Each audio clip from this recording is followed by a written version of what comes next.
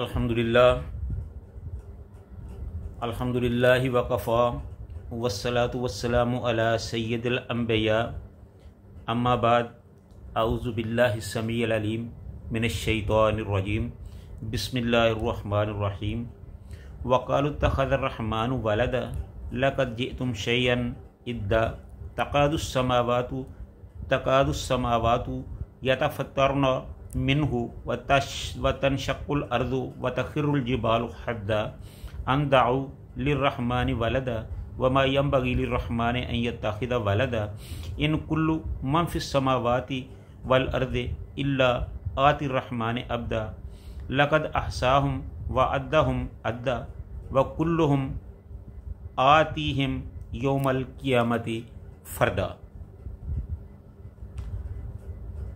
हर किस्म की हम्दो सना अल्लाह ताला की ज़ात के लिए जो सारे जहानों का खालिक व मालिक और पैदा करने वाला है, और लाखों करोड़ों दुरूद व सलाम रसूलुल्लाह सल्लल्लाहु अलैहि व आलिहि वसल्लम की ज़ात पे, जिनको अल्लाह ताला ने अपने कमाल फ़ज़ल व रहमत से सारे जहानों का सरदार और सारे नबियों का इमाम बनाया और हमारा हादी रहबर और पेशवा बनाया।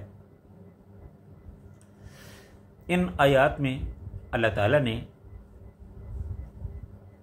कुफ़ार और मुशरिकीन की उन बातों की तरदीद फरमाई है जिसमें वो लोग अल्लाह ताला की औलाद होने का दावा करते हैं, क्योंकि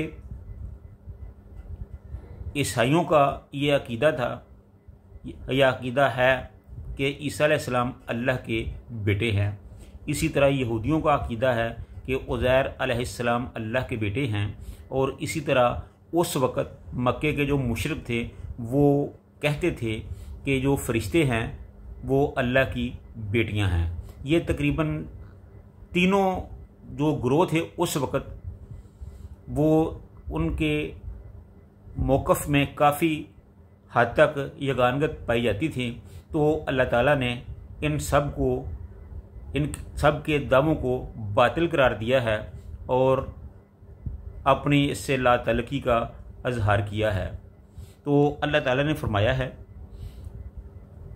कि वक़ालु इत्तख़ज़र रहमानु वलदा, कि वो कहते हैं कि रहमान का भी कोई बेटा है। लक़द जिअ्तुम शैअन इद्दा, अलबत्ता तहकीक ये एक बहुत बुरी और भारी बात है। तकादुस समावातु यतफ़त्तरन मिन्हु, इन बातों की वजह से करीब है कि आसमान लर्ज़ लर्ज़ का टूट फूट का शिकार हो जाए। व तनशक्कुल अर्ज़ु, और जो ज़मीन है वो फट जाए। व तख़िर्रुल जिबालु हद्दा, और जो पहाड़ हैं वो रेज़ा रेज़ा होकर बिखर जाएं। अन दअू लिर्रहमानि वलदा, ये कि वो दावा करते हैं कि रहमान की औलाद है। वमा यंबग़ी लिर्रहमानि अन यत्तख़िज़ वलदा, हालांकि अल्लाह ताला की तो ये शान ही नहीं है कि वो औलाद रखे। इन कुल्लु मन फ़िस समावाति वल अर्ज़ि इल्ला आतिर रहमानि अब्दा, और आसमानों में और ज़मीन में जितने भी अफराद हैं वो सब के सब अल्लाह ताला के ग़ुलामों की हैसियत से अल्लाह के सामने पेश होंगे। लक़द अहसाहुम व अद्दहुम अद्दा, और अल्लाह ताला ने अपने इल्म के ज़रिए उन सब को घेर रखा है और शुमार कर रखा है। व कुल्लुहुम आतीही यौमल क़ियामति फ़र्दा, और वो सब के सब अल्लाह ताला के सामने क़यामत के दिन अकेले अकेले पेश होंगे। ये सारी चीज़ें जो है अल्लाह ताला ने वाज़ेह कर दी है कि ये काफ़रों की बातें गलत हैं, उनका हकीकत से कोई तल्लुक़ और वास्ता नहीं है। अल्लाह ताला की ज़ात ग्रामी इन इल्ज़ामात से बरी है। तो इस तरह ये सूरत मरियम की आयात हैं, और इस सूरत के शुरू में अल्लाह ताला ने इस चीज़ को वाज़ेह फरमा दिया था कि जो ईसा अलैहिस्सलाम हैं वो अल्लाह के बंदे हैं। अल्लाह ताला ने उनको बग़ैर बाप के मरियम अलैहिस्सलाम के बतन से पैदा किया था। जिस तरह आदम अलैहिस्सलाम को बग़ैर माँ बाप के पैदा किया था, इसी तरह ईसा अलैहिस्सलाम को भी बग़ैर बाप के पैदा किया गया था। तो चूँकि उसके बाद ईसाइयों ने अपना ये अकीदा बना लिया, तो अल्लाह ताला ने इनके इस अकीदे की नफ़ी की, उसकी तरदीद कर दी। इस सूरत के शुरू में इस बात का सबूत गुजर चुका है कि हज़रत ईसा अलैहिस्सलाम अल्लाह के बंदे हैं। इन्हें अल्लाह ने बग़ैर बाप के अपने हुक्म से मरियम सिद्दीक़ा के बतन से पैदा किया था। इसलिए यहाँ उन लोगों की नादानी बयान हो रही है जो आपको अल्लाह का बेटा करार देते हैं, जिससे ज़ाते इलाही पाक है, और उनके कौल को बयान फरमाया। फिर फरमाया कि ये बड़ी बुरी और भारी बात है। इनकी ये बात इतनी बुरी है कि आसमान कप कपाकर टूट पड़े और ज़मीन झटके ले लेकर फट जाए, इसलिए कि ज़मीनों आसमान अल्लाह ताला की इज़्ज़त और अज़मत जानती हैं। इनमें रब की तौहीद समाई हुई है और इन्हें मालूम है कि इन बदकार बेसमझ इंसानों ने अल्लाह की ज़ात पर तुहमत बांधी है। अल्लाह ना उसकी जिनस का कोई है, ना इसकी यानी अल्लाह ताला का कोई हम जिनस है, ना कोई उसकी माँ है, ना औलाद है, ना उस जैसा कोई और है, वो उसका कोई शरीक नहीं है। तमाम मखलूक उसकी वहदानियत की शाहिद है। कायनात का एक एक ज़र्रा इसकी तौहीद पर दलालत करता है। अल्लाह के साथ शिरक करने वालों के शिरक से सारी मखलूक काँप उठती है।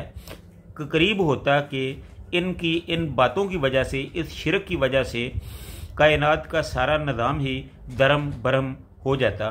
शिरक के साथ कोई नेकी कारामद नहीं होती, यानी कि शिरक के होते हुए कोई नेकी इंसान के काम नहीं आ सकती। अल्लाह ताला ने कुरान मजीद में कितने ही पैगंबरों का नाम लेकर ये फरमाया कि अगर ये लोग भी, ये पैगंबर भी शिरक करते तो उनके तमाम अमाल गारत कर दिए जाते, तबाह बर्बाद कर दिए जाते। हालांकि ये तो हकीकत है कि पैगंबर शिरक कर ही नहीं सकता, लेकिन दरअसल ये अल्लाह ताला उम्मतों को समझाने के लिए ऐसा कह रहे हैं कि कोई बड़े से बड़ा, खा वो नबी ही क्यों ना हो, पैगंबर और रसूल ही क्यों ना हो, अगर वो भी अल्लाह से शिरक करे तो अल्लाह उसको भी उसके शिरक को भी मुआफ़ नहीं करते। तो फिर जो एक आम आदमी शिरक करता है तो अल्लाह उसको कैसे माफ़ कर सकता है। इसलिए अल्लाह के नज़दीक सबसे ज़्यादा जो बुरी चीज़ है वो शिरक है।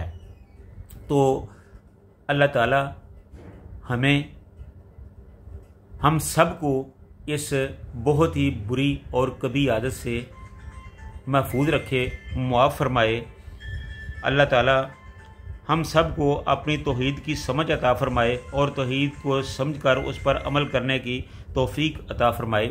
अल्लाह ताला फरमाते हैं कि तौहीद की इतनी फजीलत है कि एक तरफ सारी कायनात को एक तराजू के एक पलड़े में डाल दिया जाए और दूसरी तरफ सिर्फ ला इलाहा इल्लल्लाह को रख दिया जाए, तो यकीनन जो तौहीद का पलड़ा है वो सारी कायनात से बारी होगा। यानी ये दो जुमले जो हैं ये सारी कायनात से बारी पड़ जाएंगे।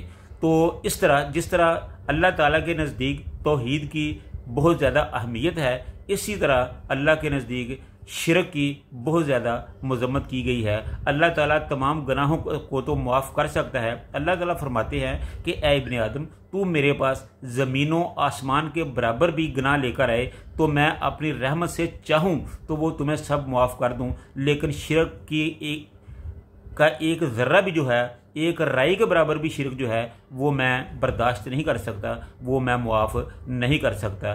तो मेरे भाइयों, इसलिए अल्लाह ताला से दुआ है कि अल्लाह ताला हमें शिरक से महफूज रखे और तौहीद को समझकर उस पर अमल करने की तौफीक अता फरमाए। व आखिरु दावाना अनिल हम्दुलिल्लाहि रब्बिल आलमीन।